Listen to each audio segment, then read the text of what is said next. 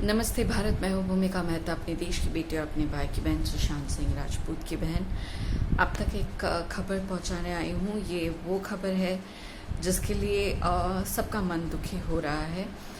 और खबर ये है कि राजू श्रीवास्तव अभी भी बेहोश है और एम्स की हॉस्पिटल यानी कि दिल्ली में जो एम्स हॉस्पिटल है पिछले यू कैन से 35 डेज ऊपर हो चुका है और वो अभी भी वेंटिलेटर पे हैं। कुछ वक्त पहले हमें ये खबर मिली थी कि वो उन्हें होश आ गया है, उन्होंने कुछ बोला है, बट अब उनकी वाइफ शिखा और उनके घर वाले भी कह रहे हैं कि वो महज एक मतलब कुछ मिनटों के लिए या कुछ घंटों के लिए ही हुआ था और जिसके बाद वो वापस से बेहोशी में चले गए। उनका वेंटिलेटर वापस से लग गया, जो कि बात हो रही थी कि वेंटिलेटर निकल जाएगा, उनकी तबीयत सुधार आएगा। और ये भी बताया जा रहा है कि जिस बुखार के बारे में हमने बात करी थी लास्ट वीडियो में, वैसा बुखार उनको चार बार आ चुका है। उनको कभी 100 डिग्री, कभी 90 डिग्री, कभी 99 डिग्री, ऐसी बातें होती रह रही है। एंड इसी वजह से उन्हें अभी भी आईसीयू में रखा गया है, वेंटिलेटर पे रखा गया आईसीयू में। एंड अभी भी बहुत ही ज़्यादा शरीर में कोई हलचल नहीं हो रही है और जिसकी वजह से डॉक्टर्स कह रहे हैं कि अभी भी खतरा नहीं टला है। शिखा को और उनकी बेटी को कुछ वक्त तक अलाउड हो रहा था कि वो मिल सकते हैं, बट अभी स्ट्रिक्टली मना कर दिया गया है। अब किसी को भी उनसे मिलने की इजाज़त नहीं है और जब तक ब्रेन में प्रॉपर ब्लड सर्कुलेशन और ब्रेन में जब तक चहल पहल नहीं होती है और जब तक आँखों की रेटिनाज नहीं रिस्पॉन्ड करती हैं, प्रॉपरली होश नहीं आ जाता, तब तक डॉक्टर्स का ये कहना है कि कुछ भी कहना मुश्किल है। और निराश नहीं होना है, हमें अभी भी प्रे करते रहना है राजू श्रीवास्तव के लिए and we will do it, keep praying for him. दूसरी बात मैं करना चाहूँगी जिसके बारे में भी मैंने लास्ट वीडियो में कहा था, ब्रह्मास्त्र के बारे में।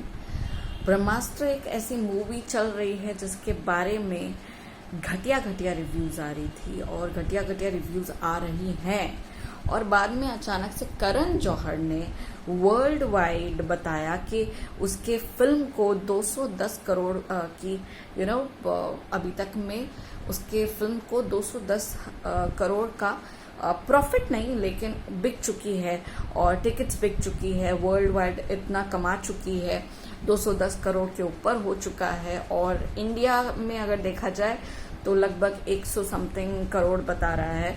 बट करण जौहर एक नंबर का झूठा है और ये बातें मीडिया में आ रही है। मीडिया के थ्रू ही, मीडिया वालों के थ्रू ही ये सारी खबरें पहुंचाई जाती है, जो कि फेक न्यूज़ है, दैट उसकी मूवी 210 करोड़ तक चली गई है।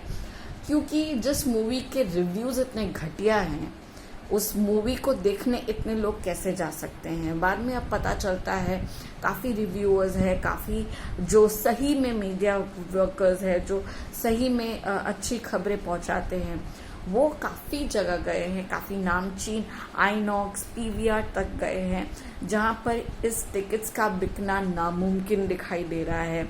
और पहले के 2 या 3 दिन जो भी टिकट्स बिकी थी वो सिर्फ और सिर्फ पीआर की वजह से टिकट्स बिकी थी और एक दिन तो पूरा इसी वजह से टिकट्स बिकी थी कि इस ब्रह्मास्त्र मूवी को, जिसको 12 साल लगे हैं बनने में, उसमें है क्या, यही देखने के लिए दर्शक गए थे और जो कि बहुत ज़्यादा मायूस होकर निकलते थे।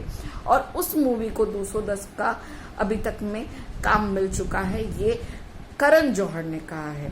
और इसकी पुष्टि अब हो रही है मीडिया के थ्रू कि दिस इज जस्ट दिखावा कि इस मूवी को इतनी तरक्की मिल रही है, जबकि मूवी हॉल में कोई नहीं बिक रहा है, मूवी हॉल की टिकट्स नहीं बिक रही है। तो कहाँ से आप इतने आंकड़े बता रहे हो, ये महज वो आंकड़े हैं जो करण जौहर ने अपने अंदर अपने रूह में बसाए हुए हैं कि मेरी फिल्म को इतनी सारी टिकट्स बिक गई है, 210 करोड़ की बिक्री हो चुकी है। तो ऐसा कुछ भी नहीं हुआ है। Still people are trying to go and watch it just to get a feel कि 12 साल की ये जो मूवी है उसमें क्या क्या हुआ है। इनफैक्ट काफी लोग हंसने जा रहे हैं, काफी लोग उनका मजाक उड़ाने के लिए ये मूवी देख रहे हैं, और जाने के बाद जो रिव्यूज दिए जा रहे हैं बाहर निकलने के बाद, वो तो बहुत ही घटिया रिव्यूज मिल रहे हैं। वहां पर इन्हें 210 करोड़ की ड्रीम लैंड में उन्होंने ड्रीम्स देखना शुरू कर दिया है। So please in fake news पे ना जाए, अपनी अकल लगाए। स्प्राइट भी है, नो मैं किसी चीज का प्रमोशन नहीं कर रही हूँ। तो अपनी अकल लगाइए और सोचिए कि ऐसी मूवीज को कोई कितना देख सकता है। एंड जो भी गया है, बाय गॉड अपना सर पकड़ के निकलते हैं कि कैसी टाइप की मूवी है। रणवीर कपूर का ठीक ठाक समझ में आ रहा है। अमिताभ बच्चन को अगर थोड़ा और रोल मिलता तो ज्यादा अच्छा होता, शाहरुख को थोड़ा और रोल मिलता तो अच्छा होता। रणवीर अचानक क्या कर रहा है, उसको झटके लग रहे हैं, उसको दौरा पड़ रहा है, पता नहीं। अच्छी पेस पे जा रही है मूवी, अचानक वहां पर केसरिया तेरा इश्क है पिया करके गधे की तरह दोनों आके रोमांस करना शुरू कर देते हैं। एक्चुअली ये सब क्या है? करण जौहर की अंदर की भड़ास है जो वो नहीं कर सकता, वो अपने अपने so called actors and actresses करवाता है। उससे सेक्स होगा नहीं, इसलिए वो दूसरों से करवा रहा है, जो कि सीधी बात है। ब्रह्मास्त्र की इसी सारी चीजों के अंदर बहुत कुछ टिप्पणियां निकल रही है। वो जो टॉम कैट मोनी रॉय जो है, जो बहुत ही हाइप लग रही है, बहुत ही लाउड कैरेक्टर दिखा रहा है, कुछ भी ऐसा नहीं है जिसके लिए 210 करोड़ इस मूवी को मिल जाए अभी तक। और अगर ऐसा होता है तो ये मूवी बहुत बड़ी हिट हो जाएगी यार, बट ऐसा हुआ नहीं। So please do not go with the fake news, okay. And आप तक और एक बात पहुंचाना चाहती हूँ, करण मेहरा एंड निशा रावल का जो केस चल रहा था, जो 1 जून से एफआईआर दर्ज हुई है। ऐसे तो मामला 31 मई से हुआ था, बट रात को काफी रात हो चुकी थी, जिसके वजह से दिन चढ़ते चढ़ते 1 जून लग गया और एफआईआर दर्ज हुई। तो इस 1 जून 2021 से जो चल रहा है, उस पे करण मेहरा ने बीच में एक बहुत बड़ा कॉन्फ्रेंस किया था, जहां पर उन्होंने सबसे बड़ी बात करी थी आईपीसी 377 के ऊपर, जिसमें उन्होंने ये कहा था कि निशा रावल ने ये एक गलत छलावा और गलत आईपीसी जाहिर करी है 377, और वो भी सिर्फ करण के ऊपर नहीं, उसके भाई के ऊपर, उसके मम्मी पापा के ऊपर। एंड वो 377, अगर आपको नहीं पता है तो मैं बता दूं, अननेचुरल सेक्स के लिए होता है। Now what is unnatural sex, वो सबको पता है। I should not go into it, it's a very private thing, जो मतलब करण मेहरा ने कहा जा रहा है कि मीडिया के सामने कॉन्फ्रेंस पे रखा है। आई एम सॉरी, मुझे हो रहा है एलर्जी या कुछ भी रिएक्शंस हो रहे हैं, इसलिए मुझे बहुत इचिंग हो रही है, व्हाटएवर। तो निशा रावल ने ये कहा है अपने कॉन्फ्रेंस में, जो कि आज करा था उसने, एंड उसने ये बताया है कि इट इज वेरी लॉजिकल। अगर आपको ठीक से एफआईआर पढ़ने नहीं आती है तो ये आपका प्रॉब्लम है। उसने ये कहा है कि आईपीसी लगती है और उसके ठीक पास में सारे अक्यूज जो है उनके नाम लगते हैं, अक्यूज हो सकते हैं, वैसे के भी नाम लगते हैं, जिसकी वजह से माँ बाप और भाई के ऊपर भी लगा हुआ है। लेकिन निशा रावल ने ऐसा कुछ नहीं किया है। तो let me tell you one thing, Nisha Rawal, आपने बहुत ही ब्रिलियंटली, बहुत ही अच्छी तरह से अपना कॉन्फ्रेंस रखा है, बट मैं आपकी हर चीजों को देखी हूँ, मान रही हूँ, मुझे आपसे हमदर्दी भी है, एंड मैं कहीं ना कहीं कन्विंस हो रही हूँ आपकी बातों से। लेकिन एक चीज जो मैं कहना चाहूंगी कि कोई भी धारा लगाने के वक्त मुजरिम हो या अक्यूज्ड हो या फिर जो विक्टिम हो, अगर विक्टिम की तरफ से लग रहे हैं तो उसको ये धाराएं समझाई जाती हैं, और समझाने के साथ साथ बताया जाता है कि आप किसके ऊपर ये आरोप लगा रहे हो, हम फाइल कर रहे हैं। तो ऐसा नहीं हो सकता है कि आपके वकील ने आपको बताया नहीं हो कि ये अक्यूज्ड के नाम में माँ बाप और भाई का नाम भी आया है। क्या आप बिलीव कर सकते हो? I can still go for बाप एंड भाई। मैं अभी भी मानती हूँ, क्योंकि ससुराल में ऐसा बहुत कुछ मेरे साथ हुआ है जो बहुत ही डेंजरस था, उससे ऊपर आई हूँ मैं। लेकिन जहाँ बात आती है माँ की, तो वो अननेचुरल सेक्स नहीं कर सकते हैं। तो काफ़ी चीज़ें ऐसे होती है जो ऊपर से जा रही है मेरे, तो आपको बताया जाता है और आपको समझाया जाता है कि किसके ऊपर आप अक्यूज कर रहे हो। सो डोंट टेल मी कि आपको नहीं पता था या आपको आपके वकील ने जो पढ़ाया आपने बक दिया। सो व्हाटएवर, बट काफ़ी चीज़ों में मुझे उनकी सच्चाई लगी। जैसे कि करण मेहरा ने कहा था कि वो उनके घर पे रह रही है, जो निशा ने बहुत क्लियरली मेंशन करा कि ये उनका घर नहीं, उन दोनों का घर है। वेरी ब्रिलियंटली सेड एंड सारे सबूतों के साथ उन्होंने हर चीज़ का मुआयना करवाया है पूरे मीडिया को। And I am really amazed, impressed in fact, कि उन्होंने हर एक बात का जवाब बहुत क्लियरली दिया है। उन्होंने ये कहा कि दोनों ही एक लोन दे रहे हैं, लोन जो कि उस फ्लैट के लिए है, और लोन अभी क्लियर नहीं हुआ है, जिसके ऊपर करण मेहरा ने उनके ऊपर लांछन लगाए थे और कहा था कि इस फ्लैट में तुम रह रही हो तो सारे के सारे पैसे अब तुम्ही को, लोन तुम्ही को चुकाना है, जो कि मंथली शायद 3.5 लाख समथिंग कुछ ऐसा आ रहा है। एंड इसके ऊपर ऑफकोर्स अपोज करा है निशा रावल ने। ऑफकोर्स करना ही चाहिए, जहाँ पर एक पार्टनरशिप होती है, आप लोन दोनों मिलकर दे रहे थे, आपके प्रॉब्लम्स की वजह से आप उसके ऊपर क्यों डाल रहे हो?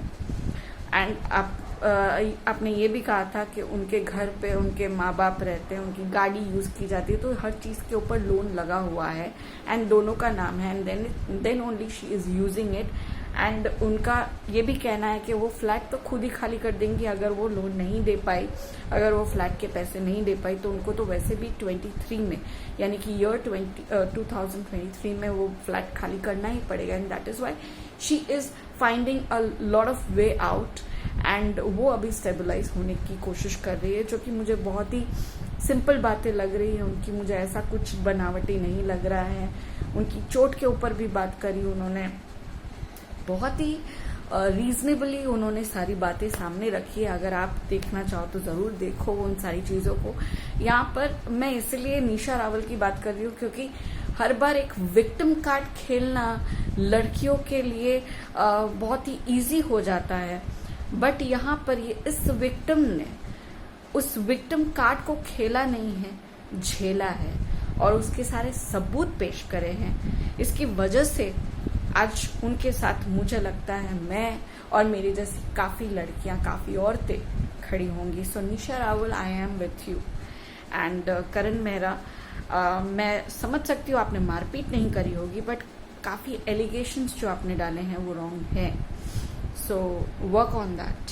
एंड मैं अभी भी ये नहीं कह रही हूँ कि आई am with Nisha Rawal totally, but in सारी बातों को इन कॉन्फ्रेंस पे उन्होंने जो भी कहा उसमें सच्चाई लग रही थी, because she has proof for all of the things which ever she has mentioned. So I am with her for the name sake, for not name sake, I will say for the time being, the correct word is for the time being, because उन्होंने जो भी बातें करी उनका सबूत है।